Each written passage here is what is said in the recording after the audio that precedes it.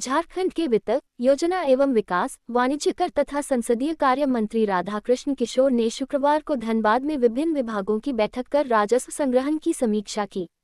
उन्होंने खनन, परिवहन, वाणिज्य कर, भू राजस्व और नगर निगम सहित संबंधित विभागों को 31 मार्च 2025 तक राजस्व लक्ष्य प्राप्त करने का निर्देश दिया। बैठक के बाद पत्रकार वार्ता में मंत्री ने कहा कि राजस्व वृद्धि सरकार की प्राथमिकता है। उन्होंने खनन एवं परिवहन विभाग को निर्देश दिया कि माइनिंग एरिया में चलने वाले वाहनों के कागजातों की जांच की जाए और अवैध वाहनों पर सख्त कार्रवाई की जाए। मंत्री ने बताया कि कतरास अंचल में कमर्शियल टैक्स वसूली सबसे कम रही, जो 58.91% लक्ष्य से पीछे है। इस पर उन्होंने डीसी कमर्शियल टैक्स को शोकॉज नोटिस जारी किया और संतोषजनक जवाब न मिलने पर कार्रवाई की चेतावनी दी। उन्होंने राजस्व प्राप्ति का आंकड़ा साझा करते हुए बताया कि इस वित्तीय वर्ष में बीसीसीएल से 32 crore, steel authority of India limited से 208 करोड़, लक्ष्य 197 करोड़, दामोदर वैली कॉरपोरेशन से 488 करोड़, लक्ष्य 521 करोड़ राजस्व प्राप्त हुआ है। मंत्री ने कहा कि अब जीएसटी डिफॉल्टरों के बैंक खाते अटैच किए जाएंगे। इसके अलावा जीएसटी नंबर लेने के लिए बैंक खाते में टर्नओवर के अनुरूप एक न्यूनतम राशि रखना अनिवार्य होगा। बैठक में राज्य कर सहायक आयुक्त नरेंद्र कुमार, अपर आयुक्त विनय कुमार सिन्हा, नगर आयुक्त रविराज शर्मा, जिला परिवहन पदाधिकारी दिवाकर सी द्विवेदी, जिला खनन पदाधिकारी रितेश राज तिग्गा सहित कई अधिकारी उपस्थित रहे। धनबाद जिला के सम्मानित प्रिंट मीडिया के प्रतिनिधिगण, सम्मानित इलेक्ट्रॉनिक मीडिया के प्रतिनिधिगण, बहुत ही अल्प समय में आप सब यहाँ इस प्रेस कॉन्फ्रेंस में इकट्ठा हुए हैं। मैं आप सबों के प्रति आभार व्यक्त करता हूँ और स्वागत भी करता हूँ। राज्य के वित्त मंत्री होने के नाते मेरे यहाँ आने का उद्देश्य बहुत ही स्पष्ट है कि राज्य के विभिन्न स्रोतों से जो राज्य को राजस्व की प्राप्ति होती है, उसमें धनबाद एक प्रमुख केंद्र है, प्रमुख जिला है। और मुख्यालय में जो समीक्षा हमने की उसमें हमने ये पाया था कि जो हमारे कमर्शियल डिपार्टमेंट का जो टारगेट था उससे धनबाद के 6 सर्किल काफ़ी पीछे चल रहे हैं। तो मैं इसी उद्देश्य से यहाँ आया था कि मैं अपने विभाग, जो कि वाणिज्य कर विभाग है, क्यों पीछे चल रहा है, कैसे 31 मार्च तक वो अपने लक्ष्य को प्राप्त कर सकेगा। तो बैठक में एक समीक्षा के माध्यम से कुछ बातें सामने आई हैं और साथ ही साथ मैंने अन्य राजस्व से जुड़े अन्य विभागों के अधिकारियों के साथ भी चर्चा की है, जैसे ट्रांसपोर्ट, माइंस, एक्साइज, ऊर्जा विभाग, जहाँ से राज्य को राजस्व की प्राप्ति होती है, उनसे भी हमने समीक्षा की। मैं बहुत ही संक्षेप में सिर्फ कमर्शियल टैक्स डिपार्टमेंट के बारे में आपको बताना चाहूँगा कि 2024-25 का जो लक्ष्य निर्धारित था, 5 अंचल हैं धनबाद जिले में। मैक्सिमम यहाँ से राजस्व की प्राप्ति हमें होती है। तो मैंने पाया आज की समीक्षा बैठक में कि कतरास अंचल का लक्ष्य था या है 31 मार्च तक, वो 87.62 करोड़ रुपया, और अभी तक लक्ष्य की प्राप्ति, लक्ष्य के विरुद्ध जो प्राप्ति हुई है वो 24.22 करोड़ रुपया। इस प्रकार 58.91% लक्ष्य से पीछे कतरास अंचल है। धनबाद की स्थिति है कि यहाँ लक्ष्य से पीछे 16.28% माइनस पे चल रहा है। लक्ष्य था 385 करोड़ रुपया और अभी तक प्राप्ति हुई है 201 करोड़ रुपया। फिर चिरकुंडा में 3.58 माइनस पे चल रहा है। ये रेवेन्यू कलेक्शन में 862 करोड़ लक्ष्य था, 613 करोड़ रुपया की प्राप्ति अभी तक हो पाई है। उसी तरह धनबाद नागरी अर्बन एरिया में ये पीछे चल रहे हैं, -7.68। इनका टारगेट था 535 करोड़ रुपया और कलेक्शन हुआ है अभी तक 306 करोड़ रुपया। आने का उद्देश्य बिल्कुल साफ था कि ये जो टारगेट राज्य सरकार के द्वारा यहाँ दिया गया है कमर्शियल डिपार्टमेंट को या फिर दूसरे विभाग को, वो लक्ष्य कैसे पूरा करें। और इस संदर्भ में मेरा विभाग काफ़ी गंभीर है। एक और सर्किल किसको बचा हुआ है?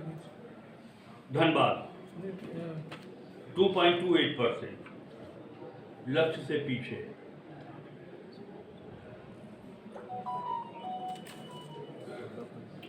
कुछ बातें जो संबंधित अंचल के वाणिज्यकर अधिकारियों ने जानकारी दी है कि उसके कुछ कारण भी हैं। जैसे BCCL 32 करोड़ उनसे कम रेवेन्यू मिला है।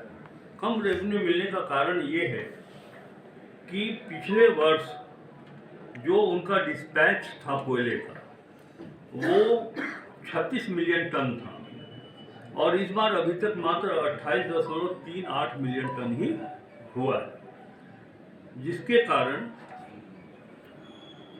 ये रेवेन्यू अभी तक हम लोगों को कम मिला है।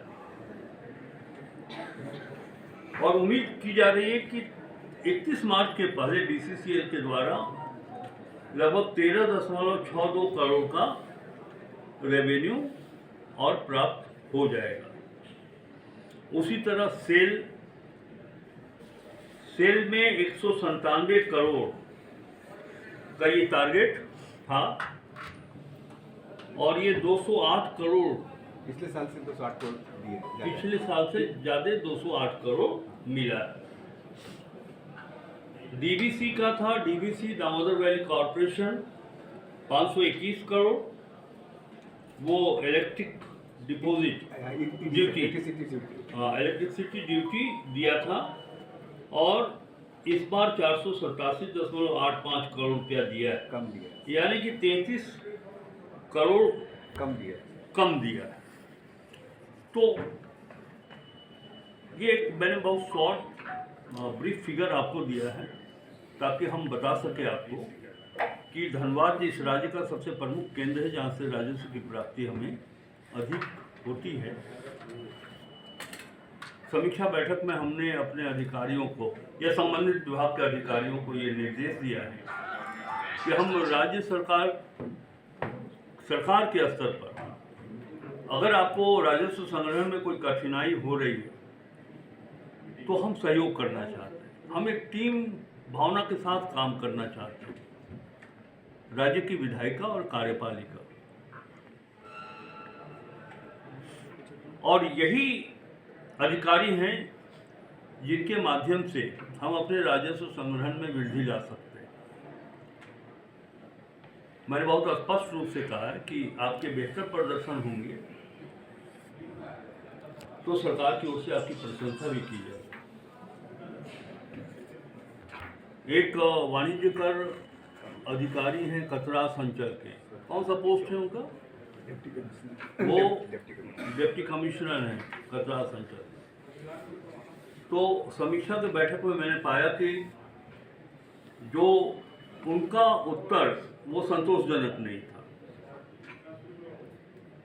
तो मैंने मुख्यालय से आए हुए अपने अधिकारी जी को कहा है कि आप इनसे स्पष्टीकरण की मांग करिए। अगर इनका स्पष्टीकरण संतोषजनक नहीं होगा तो फिर आगे की कार्रवाई की जाएगी। उसके बाद कई प्रक्षेत्र में ये देखा गया है, एक तो GST लीकेज पर कड़ा निर्देश दिया गया है कि जहाँ जहाँ भी GST का लीकेज हो आप उसको बंद करके राजस्व की उगाही को बढ़ाइए। समीक्षा के क्रम में एक बात ये आई है कि जो प्रावधान है GST के अंतर्गत, जब किसी व्यक्ति को फर्म को GST की अनुज्ञप्ति दी जाती है तो उनका अकाउंट्स भी लिया जाता है, बैंक अकाउंट्स, और जब वो डिफॉल्टर होते हैं तो उनके बैंक अकाउंट्स को अटैच करने का भी प्रावधान है।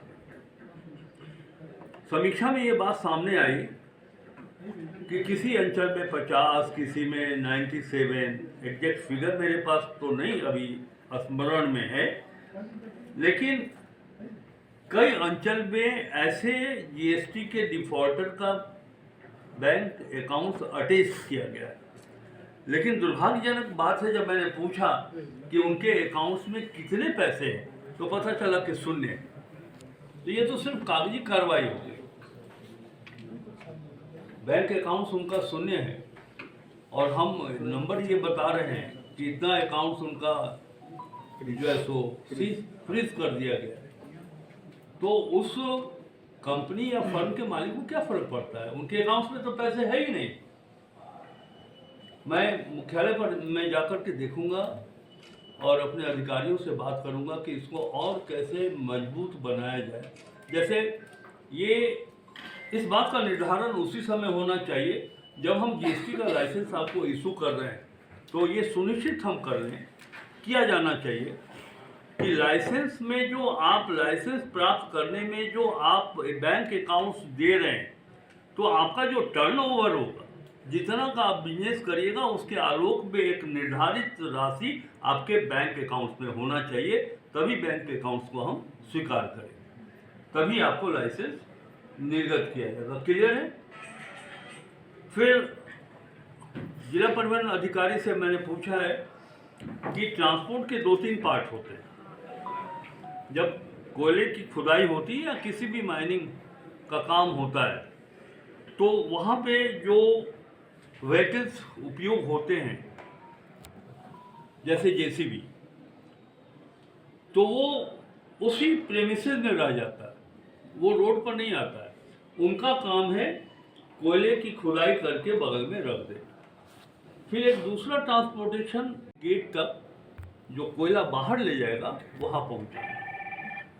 बाहर वाले को तो हम आइडेंटिफाई कर लेंगे, सिस्टम चिन्हित कर लेगा कि उनका जो परिवहन से संबंधित दस्तावेज है वो सही है कि नहीं।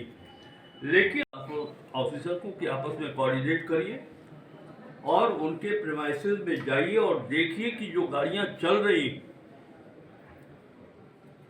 पर्याप्त कागजात उनके पास उपलब्ध हैं कि नहीं, और अगर नहीं है तो कार्रवाई करिए। क्लियर है? तो आज बैठक में इतनी बातें, मूल मुद्दे से ये है कि 31 मार्च तक जो हमारा टारगेट है हर डिपार्टमेंट में, वो उसको हम प्राप्त करें। इसलिए कि 2025-26 में का जो हम बजट, मंत्री जी कल आम बजट पेश होना है, आम बजट से क्या कुछ उम्मीदें हैं? एक मिनट एक कर जनवरी आप लोग कहो गया इसी से संबंधित है। जनवरी ऑलमोस्ट खत्म हो चुका है, 2 महीना शेष बचे हैं। जैसा आपने बताया कि राजस्व को लेकर बैठक कर रहे हैं, पूरे झारखंड स्तर पर बैठक कर चुके हैं आप लोग। क्या लग रहा है लेवल पर क्या स्थिति जो लक्ष्य निर्धारण किया गया है वो पूरा होने की उम्मीद है? देखिए, एक फाइनेंस मिनिस्टर के नाते तो हम ये उम्मीद कर रहे हैं, हमारा प्रयास इसलिए है, हम भ्रमण भी कर रहे हैं, जिला जिला जाने की भी बात हम कर रहे हैं। उसके पीछे उद्देश्य है, एक चीज़ हम सबों को माइंडसेट हम लोग को करना चाहिए कि एवरी 5 ईयर्स वो झारखंड का इलेक्शन ईयर होता है।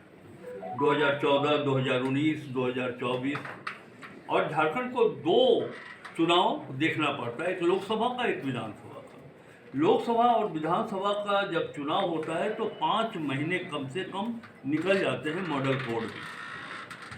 अब बहुत से प्रशासनिक कार्यों को या फिर जो डेवलपमेंट का वर्क है वो काम नहीं हो पाता है। तो इसके कारण आप देखेंगे कि जो हमारा एक्सपेंडिचर सेक्टर है वो भी प्रभावित होता है, और जो हमारा रेवेन्यू कलेक्शन सेक्टर है वो भी प्रभावित होता है। लेकिन सबसे खुशी की बात यह है कि हेमंत सोरेन के नेतृत्व में अभी वर्तमान राज्य सरकार 2019 का आंकड़ा मैं देख रहा था, इसी दिसंबर माह में जो उनका रेवेन्यू कलेक्शन का फिगर था वो 48.something% था, जबकि दिसंबर माह तक जो जानकारी है, कुछ आगे पीछे भी हो सकता है, लेकिन लगभग 54.something% यानी कि 2019 से ज़्यादा रेवेन्यू कलेक्शन हुआ है, एक्सपेंडिचर भी हुआ है। तो वित्तीय अनुशासन इस राज्य में मजबूत हो। मैं बतला रहा था कि 25-26 में हम लोगों के लिए, राज्य सरकार के लिए बड़ा ही महत्वपूर्ण वर्ष है। जैसा कि आप सभी जानते हैं कि अबुआ बजट यानी कि आपका बजट, हमारा बजट, और इस बजट में अबुआ बजट वो भी हम लोगों ने, राज्य सरकार ने ये किया था ऐप पोर्टल, लगभग 1100 के आसपास उससे सुझाव आए हैं। विभिन्न राज्यों के विशेषज्ञों से भी राय ली गई है कि किस सेक्टर में हमको काम करना चाहिए, उनकी भी राय ली गई है। और दोनों जो पब्लिक सेक्टर से जो आया है सजेशन और जो एक्सपर्ट ने दिया है, दोनों को मिलाकर के जो महत्वपूर्ण सजेशंस होंगे उनको हम बजट में शामिल भी सरकार करेगी। मैया सम्मान योजना, एक बड़ी राशि लगभग 16,000 करोड़ रुपया प्रतिवर्ष खर्च होंगी। तो मैं आपको बता दूं कि बहुत लोगों को कन्फ्यूज़न है कि कहाँ से पैसा आएगा। तो मैं आपको बताऊं कि इसके लिए पैसे की कोई कमी हेमंत सोरेन जी के सरकार के पास नहीं, हमारे पास पर्याप्त पैसा है। हाँ, लेकिन एक बात जरूर, आम लोगों पर बोझ नहीं पड़ेगा ना, कोई बोझ ही नहीं पड़ेगा। आम लोगों से के सामने कोई बोझ नहीं पड़ने वाला है। सबसे बड़ी बात है कि कई राज्यों को आप देखेंगे, महाराष्ट्र को या फिर गुजरात को, जो फिजिकल राजकोषीय घाटा है, जो फिजिकल डेफिसिट है, वो जो एक निर्धारित सीमा है कि 3% से अधिक नहीं जाना चाहिए। झारखंड के बारे में बताएं, इसी से पता चलता है कि जो फिनेंशियल डिसिप्लिन है वो कितना स्ट्रांग है। हम लोग लगभग 1.5 या 2% के आसपास है। जो फिजिकल डेफिसिट का जो निर्धारण सीमा है उससे हम पीछे हैं, ये एक अच्छी बात है। तो बिना बाजार से कर्ज लिए हुए, वो कर्ज 3% से अधिक नहीं गया है, उससे पीछे रहा है। और उसके बाद भी इस राज्य में गरीब महिलाओं के लिए, बेटियों के लिए, माताओं के लिए और दूसरे सेक्टर में डेवलपमेंट कर रहे हैं।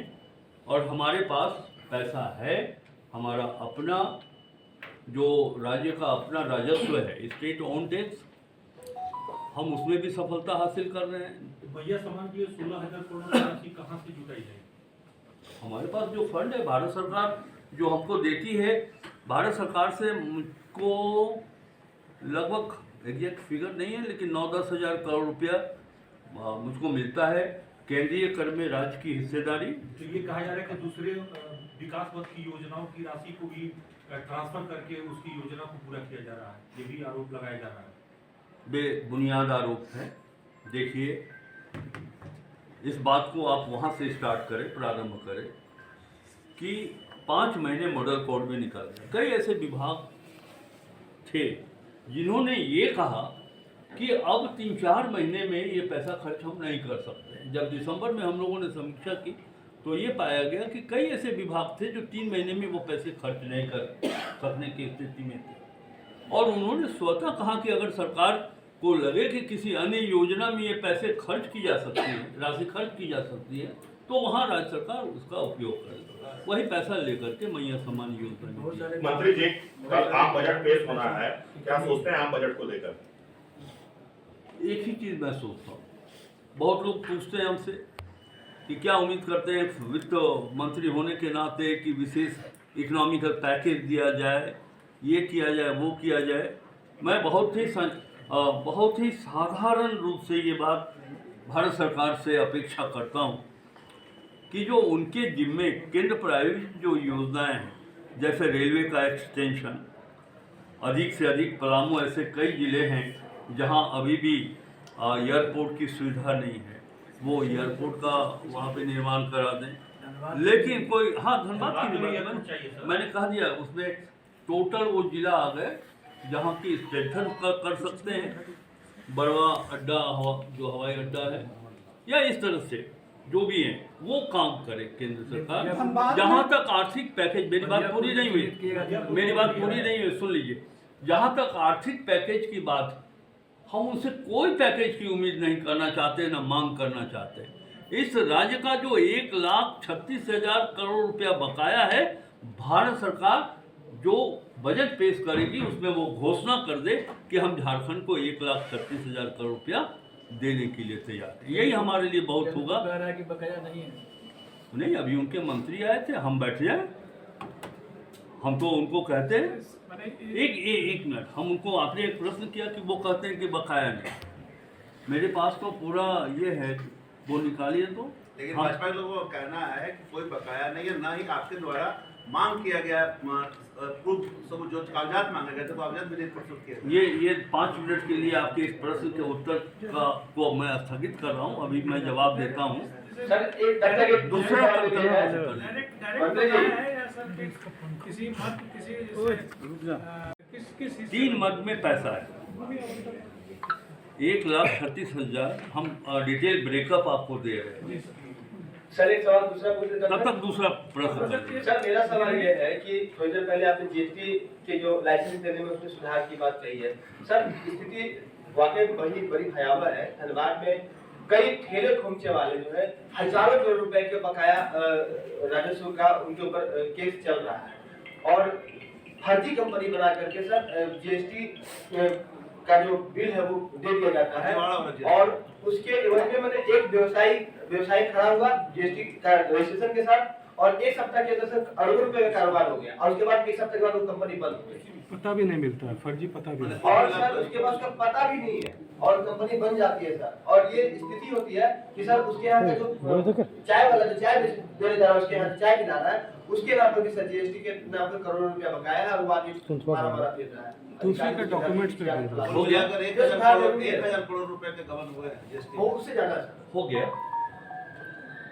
एक चीज हम बता दें कि झारखंड में 24 जिले और जिला का जो प्रथम विजिट मेरा हुआ है वो धनबाद से ही हुआ है। धनबाद हमारी नज़र में इसीलिए मैंने धनबाद से ही शुरुआत की। कहाँ है लक्ष्मण जी सर? वो 1,36,000 का ब्रेकअप चाहिए तो मैंने यहाँ से शुरुआत की। मैं आपको एक बात फिर स्पष्ट कर देना चाहता हूँ कि मैं इस पद पर हूँ और जो राजनीतिक सुचिता हमारे मन में एक ही उद्देश्य है कि इस झारखंड की भलाई कैसे कर सकते हैं। और झारखंड की भलाई की बात जब करते हैं तो रेवेन्यू ही एक सोर्स है जो हम झारखंड को आगे ले जा सकते हैं। इसीलिए मेरा पूरा फोकस, मैंने एक चीज़ कहा, देखिए उसमें बहुत भावनात्मक पंक्ति है वो कि हम एक टीम वर्क के रूप में काम करना चाहते हैं। राज्य की विधायिका और कार्यपालिका हम मिल के करना चाहते हैं। अगर इसमें कहीं से कोताही होगा तो सरकार उसे बर्दाश्त नहीं करेगी। मंत्री जी एक मिनट, हम ये क्लियर कर दें। देखिए वॉस्ट कॉल इसको नोट करिए जो ब्रेकअप हम दे रहे हैं और एक वो लेटर मांगिए जो चीफ सेक्रेटरी ने लिखा था और चीफ मिनिस्टर साहब ने लिखा था। ये इसलिए इम्पोर्टेंट है कि जिस पार्टी का नाम आपने लिया है आपके माध्यम से उस पार्टी को जवाब हम देंगे। जी हम लोग किसी पार्टी का नाम नहीं ले रहे सर, हम लोग हाँ ठीक है ठीक है बोले वो कि भाजपा के लोगों का आरोप है, हम तो नाम भी नहीं लेते हैं। उसको विपक्ष के रूप में लीजिए। और दूसरा विपक्ष कौन है यहाँ?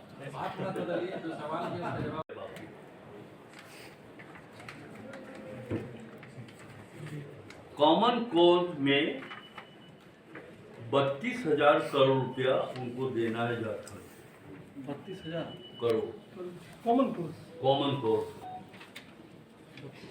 और लैंड कंपनसेशन में भूमि मुआवजा में 41,142 करोड़ रुपया। 41,142 और 60,000 करोड़ रुपया इंटरेस्ट इंटरेस्ट, 60,000 इंटरेस्ट, ये तीनों का मिला। तीनों मिलाकर तब जाकर के 1,34,000। अब इसके बाद 1,36,000। इसका इंटरेस्ट हम आपको नहीं बताएं, वो तो और आगे भाग जाएगा, लगभग 1,50,000 करोड़ रुपया हो जाएगा। हम तो सिर्फ अपना मूल पूंजी चाहते हैं ये डॉक्टर है, प्रधानमंत्री। अब वही हुए Hemant Soren.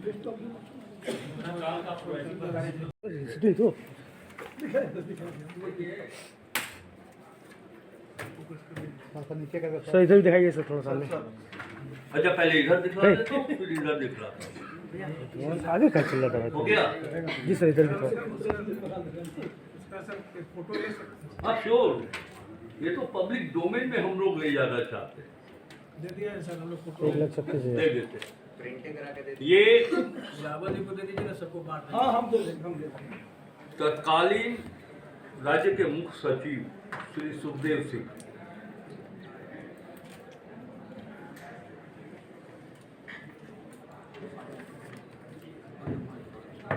Do letter number 139 तुम्हारे वोट ले लेना।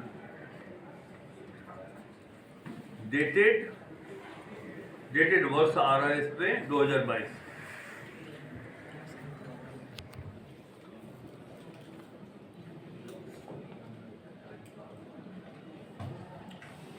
अब इसमें कैटेगरी इन्होंने जो दिया है सो बता दो। Dues of royalty payable on vast coal, that is 2,900 crore. Dues related to common cause 32,000 crore, जो अभी हम बताया आपको। Dues of government land acquisition, अगर आप कोल माइनिंग के लिए आप हमसे जमीन लीजिएगा तो उसका कंपनसेशन दीजिएगा ना। हमको तो मन कर रहा है कि थोड़ा हार्श हम बोले, ये जो जितना बैठा है CCL और BCCL और NTPC के हरियाणा की जमीन पर नहीं ना है बात, ये तो झारखंड की जमीन पर है, तो आपको कंपनसेशन तो देना ही है। टोटल है 1,36,042 करोड़। और स्टेट उसके बाद नहीं सर, इस पर हैं? और स्टेट को मिल रहा है कि नहीं इतनी बात जानते हैं, जानते हैं। उसके बाद 23/9/2024 को राज्य के मुख्यमंत्री हेमंत सोरेन ने प्रधानमंत्री जी को पत्र लिखा और कहा है कि 1,36,000 करोड़ रुपया जो झारखंड का बनता है वो दे दीजिए। देखिए एक चीज जान लीजिए, पॉलिटिकल सिस्टम राजनीतिक नैतिकता से चलती है, राजनीतिक सुचिता से चलती है। हमारे संविधान के प्रावधान के अनुसार केंद्र सरकार और राज्यों के बीच का संबंध बताया गया। आपने जो प्रश्न किया कि हवा में बोल रहे हैं, ये लेटर तो 2 साल 3 साल पहले का लिखा हुआ है। भारत सरकार अगर कहती है कि पैसा बकाया नहीं है तो हमारे राज्य के मुख्य सचिव से बैठ करके उनके अधिकारी बात कर ले 1 to 1 और कहें कि पैसा बाकी नहीं। इस पत्र का तो कोई जवाब आया नहीं, तो उसको कैसे बोलते हैं संस्कृत में? मौन स्वीकार का लक्षण।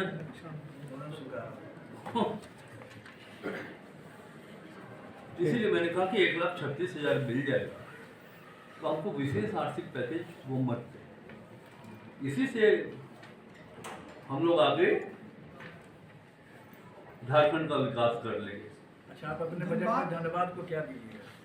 आप अपने बजट में धन्यवाद को क्या? हाँ, अभी कुछ बताने की स्थिति में नहीं हूँ, इसलिए कि कंपाइलिंग का काम हो रहा है, होने दीजिए। तो फिर आप अपने रांची का जो ऑफिस है वो हमसे पूछेंगे तो बता देंगे। अभी बोलना उचित भी। पेट्रोल डीजल से राहत मिल पाएगी सर? हाँ, पेट्रोल डीजल जो महंगा हो रहा है उससे राहत मिल पाएगा वैट से? वैट तो राज्य सरकार जो वैट में कटौती करेगी डीजल पर, मुझको नहीं लगता है। सर एक अंतिम सवाल है। हेलो सर, जिस तरह से झारखंड के जितने मिनरल्स खादान हैं वहाँ पर जो भी भारी वाहन है उसमें रजिस्ट्रेशन जो है दूसरे प्रदेशों की है, तो वो तो दूसरे प्रदेश का टैक्स पे करता है, तो फिर झारखंड को तो वहाँ मध्य प्रदेश पर क्या कहेंगे?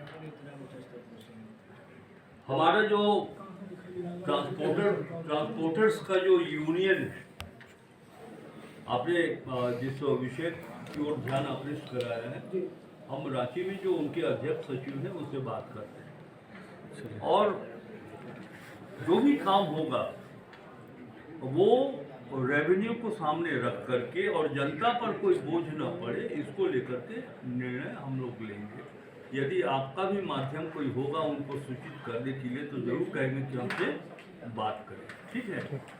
कुल मिलाकर के सर एक सेकंड मंत्री जी 2-3 मुद्दा है, जैसे एयरपोर्ट का तो मामला कुछ सामने रखिए, एक अंडरपास का मामला अंडरपास का मामला वो कैबिनेट के पास गया हुआ है, कोई मंजूरी नहीं मिली। कैबिनेट में तो स्टेट कैबिनेट। दूसरा है आपका ये आपका फिगर ऑफिस से लेकर फ्लाई ओवर करना, ये भी आपके यहाँ फंसा हुआ है। चौथा जो सबसे महत्वपूर्ण मुद्दा है योजना समिति और सूत्री क्रियान्वयन समिति, ये दोनों का घोषणा यहाँ पे प्रभारी मंत्री बनते हैं, अभी तक इसकी घोषणा नहीं। यहाँ से भी आ रहा है, कितना अच्छा आ रहा है, चाहेगा तो करेगा, बहुत अच्छा है, लेकिन नहीं चाहता है, खोज करना आदत है। झारखंड आगे बढ़े, तो जब यहाँ फ्लाईओवर बनेगा तो झारखंड आगे बढ़ेगा। तो दो विषय पर जो आपने ध्यान आकृष्ट कराया है, हम जाकर के देखते हैं कि वो फाइल कहाँ है, ठीक है। और तीसरा आपने क्या कहा था? सूत्री प्रभारी मंत्री जिला योजना समिति का सूत्री का गठन अभी तक नहीं हुआ, प्रभारी मंत्री की जिलों को नहीं मिला प्रभारी अभी तक जी, यानी कि इसके पहले अब तो सरकार गठन के साथ इसके पहले थे कोई तो आए थे अपने कार्यकाल में आते थे। हाँ, तो सिर्फ धनबाद का इशू नहीं है, पूरे झारखंड में कहीं नहीं बना। हम लोग ये कह रहे हैं कि भाई अगर उसका गठन होगा तो जाहिर तौर पर दूसरे जिलों को भी लाभ मिलेगा, तो उसका लाभ धनबाद को भी मिलेगा। विषय पर कि अभी सरकार का पूरा फोकस है बजट, समझे, ये बजट हो जाए उसके बाद नगर निगम बोर्ड 20 पॉइंट प्रोग्राम के मिनिस्टर इंचार्ज वो एक बजट 31 मार्च समाप्त हो जाने चाहिए, उसके 2-3 महीना के अंदर इन सब विषयों पर सरकार काम करेगी। ठीक है, थैंक यू।